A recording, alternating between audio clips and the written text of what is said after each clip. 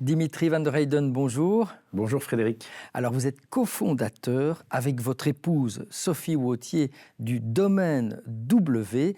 Il s'agit d'un vignoble 100% bio, 100% wallon, une très belle histoire. Vous produisez un vin effervescent qui s'appelle le Brut de Brabant. On y reviendra, mais avant toute chose, je vais revenir sur la genèse du domaine W, une très belle histoire comme on les adore dans Wallonia Plus, parce qu'il y a une douzaine d'années à peine, vous étiez cadre chez Danone, votre épouse était psychothérapeute et vous viviez même en Autriche à un moment donné, à Vienne, et puis vous avez décidé de changer de vie. Que s'est-il passé? Racontez-nous. Ben oui, on avait un peu plus de 30 ans et en fait on ne se voyait pas dans notre carrière respective encore pour 35 ans avant la pension.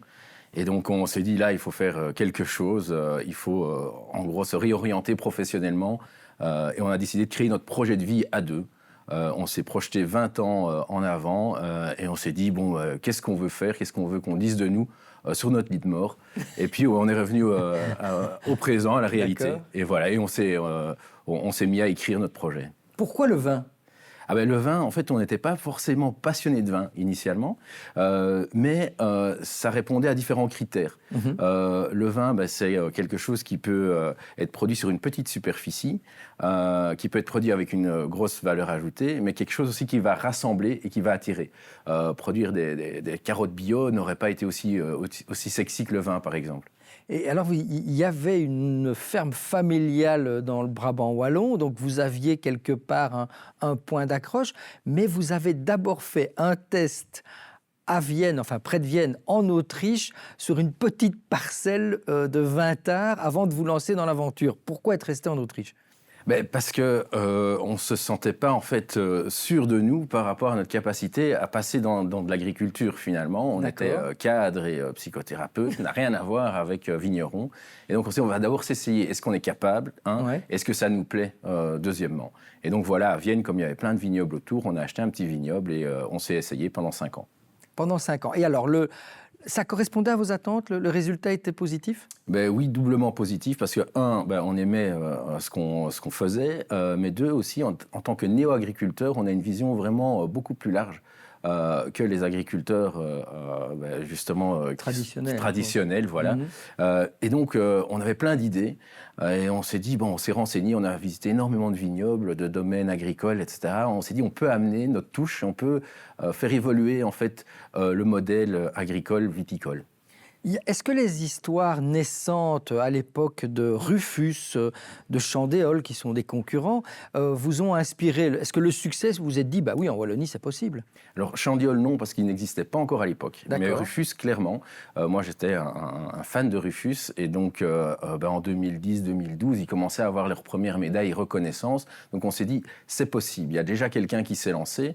Donc, en effet, ça nous a on va dire, convaincu que c'était possible. Que le rêve était possible. Voilà. Donc. Et donc, vous revenez en Belgique, mais alors il faut des fonds, parce qu'il y a l'idée, et puis il y a le projet, et la concrétisation du projet. À l'époque, vous disposez d'un petit capital, 200 000 €, une enveloppe confortable, mais qui n'est pas suffisante pour une telle entreprise. Alors, comment vous vous organisez ? Il fallait environ 2 millions. Donc, avec les 200 000 €, c'est vrai qu'on trouvait ça bien, mais pas suffisant. Donc, on a eu l'idée de créer un club de membres, un genre de crowdfunding maison, quelque part. On s'est dit, il y en a beaucoup qui sont capables de mettre 500 ou 1 000 € pour avoir une part dans une coopérative. Nous, on va leur offrir mieux. On va leur offrir des bouteilles en échange. Donc, ceux qui investiront leur montant sera reversé entièrement en bouteilles. D'accord. Et le problème, c'est qu'on se retrouvait en 2016, on plantait les vignes et les bouteilles, c'était 5 ans plus tard. Oui. Donc on s'est dit, bon, c'est pas très sexy comme offre. Par contre, nous, dans notre vision, on voulait faire revivre cette ferme familiale et du coup, on voulait faire participer les membres à nos activités. Donc on a créé toute une série d'événements depuis 2016, environ 2 événements par mois, qui ont permis finalement aux membres de vraiment participer à l'aventure dès la plantation. Et donc les événements, c'est finalement ça qui a attiré les membres. On avait la moitié de nos membres avant finalement les bouteilles, les premières bouteilles. Alors, il y a de la famille aussi qui a mis de l'argent, des amis et des personnalités. J'en cite quelques-unes. Il y a le sommelier Eric Boschman, connu, B.G. Scott, qu'on voit, la musicienne chanteuse, et le chef coq Sang-Hoon de Gimbre. Est-ce que ces people vous ont aidé à convaincre d'autres de mettre la main au portefeuille? Ça donne de la crédibilité, Oui. c'est clair. Alors, parmi nos 1400 membres, finalement, on a beaucoup de personnalités, certaines qui sont plus discrètes et qui ne veulent pas qu'on parle trop d'eux, parce que justement, c'est leur petite, on va dire, bouée d'oxygène lorsqu'ils viennent avec nous dans les vignes. D'autres sont plus médiatisés. Mais clairement, le fait d'avoir le soutien de personnes de renom dès le début, voilà, ça crédibilise tout le projet. Alors, il y a l'envie de créer un vin effervescent de qualité, ce brut de Brabant. Et puis, encore une fois, je reviens au concret. Vous faites les premières vendanges en 2018. La première bouteille que vous ouvrez, c'est au 1er janvier 2021.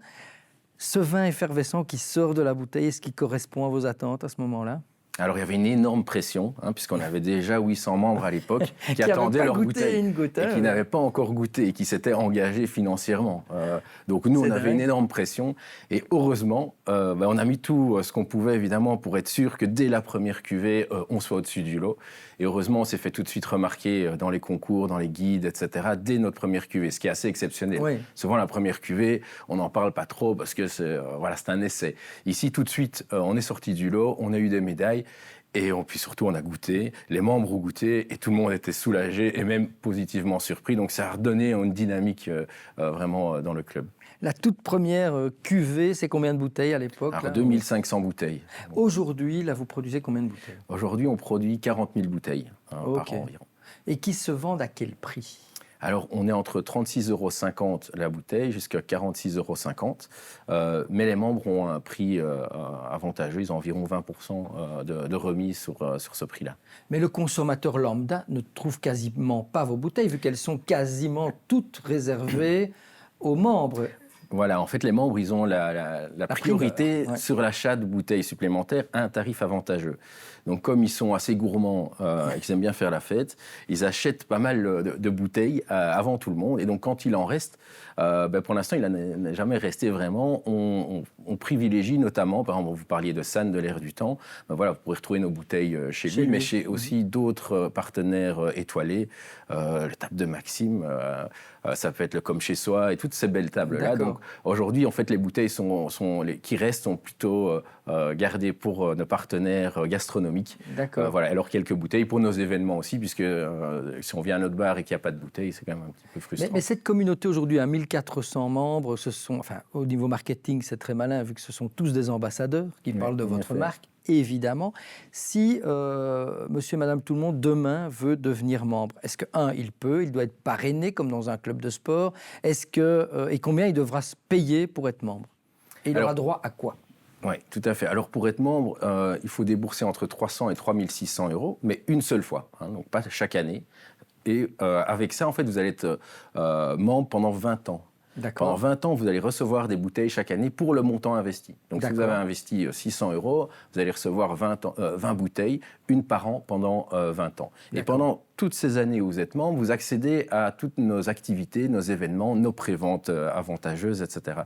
Alors, ces memberships, on les ferme chaque année parce qu'il y a beaucoup de demandes. Et on veut rester convivial. On veut vraiment rester... mais pas grandir trop vite, quoi. Voilà, exactement. Donc, on ouvre chaque année 200 places. Donc, l'année prochaine, on sera 1600, tout simplement. Et on réouvre ici, début avril, les 200 memberships pour l'année 2024. Donc, il faudra aller vite parce qu'elles partent assez rapidement. Alors, ce qu'on n'a pas dit et ce qui est très important, c'est non seulement un vin effervescent 100% wallon, mais aussi 100% bio, parce que vos 35 000 pieds de vigne, qui représentent 8 hectares plus ou moins, sont en biodynamie. Ça veut dire quoi exactement? C'est quelles contraintes? Alors la biodynamie, pour faire simple, c'est le cahier des charges le plus strict au monde au niveau de la viticulture et de l'agriculture. C'est-à-dire qu'en gros, on n'autorise quasi aucun intrant, que ce soit à la vigne, pas de pesticides, herbicides, insecticides, tout ce que vous voulez, ni à la vigne, ni dans le vin. ce qui est important. Donc, en gros, on est très proche d'un produit 100% nature, mais qui est, pour nous, à nos yeux, important, c'est que c'était surveillé, cadré. C'est surveillé par Demeter, qui est une agence européenne, voilà, avec plusieurs personnes 2 fois par an qui viennent constater que tout est suivi. Voilà. Et pourquoi ce choix? C'est parce qu'il y a eu une mode du vin bio ou parce que c'est vous, dans votre vie, vous vouliez redonner du sens avec votre épouse, que vous avez choisi ce choix bio? On en revient à notre projet de vie. Notre projet de vie, c'était être à la campagne avec des enfants, avec des gens autour, refaire vivre la ferme. Et on se voyait mal commencer à mettre des pesticides. Il faut savoir que la viticulture est très, très gourmande en pesticides et herbicides. Donc on s'est dit, il y a 2 problèmes. Le financement, on en a parlé. Deuxième chose, la viticulture, si on veut le faire, il faut que ce soit d'une manière écologique. Et là, la biodynamie, on a regardé dans le cahier des charges, c'était le cahier des charges le plus strict, mais qui était possible, puisqu'on voyait qu'en Champagne, certaines maisons de champagne étaient déjà en biodynamie. Donc on s'est dit, génial, on va aller chercher ça. On va aller s'assurer que, quelque part, notre projet est durable sur le long terme. Et ce fameux domaine W, W, c'est W de Wine, W de Wallonie et W de Wauthier, le nom de votre épouse, le triple W. Est-ce que cette entreprise aujourd'hui est rentable? Quel est le chiffre d'affaires et est-ce que vous en vivez maintenant correctement? Alors, le chiffre d'affaires, on avoisine le million d'euros maintenant de chiffre d'affaires. La société est rentable depuis sa création en 2016. Alors, à l'équilibre, on va dire. Par contre, on a un peu tronqué les chiffres, car Sophie et moi ne sommes pas encore complètement rétribués. Donc, on est encore de gentils bénévoles, principalement. Voilà, alors on vit quand même très bien, très content, et on manque de rien. Mais par contre, d'ici 2 à 3 ans, normalement, on devrait atteindre vraiment un seuil de rentabilité qui nous permet d'avoir un salaire normal, on va dire. Dernière question, vos ambitions, c'est quoi? C'est de grandir encore et encore et de concurrencer certains champagnes? Alors pas du tout. C'est une question qui nous est souvent posée et on dit mais pourquoi vous plantez pas plus? Parce que vous n'avez pas assez de bouteilles pour la demande. Et justement, dans notre vision de vie, c'est pas de faire une grosse société qui va faire du bénéfice à tout prix. Oui, il faut qu'elle soit à l'équilibre, il faut qu'elle soit durable, il faut qu'elle soit résiliente. Mais si on avait voulu juste en faire une grosse boîte, on serait resté chez Danone ou comme psychothérapeute, ça aurait été beaucoup plus facile. Donc non, on va pas grandir. On va grandir en qualité, certainement, en convivialité, en infrastructure, en impact écologique, mais pas en nombre. Eh bien, merci Dimitri pour cette très belle leçon de vie, un entrepreneuriat qui rime avec une forme de durabilité. Merci d'être venu nous en parler sur le plateau de Wallonia Plus. Merci Frédéric.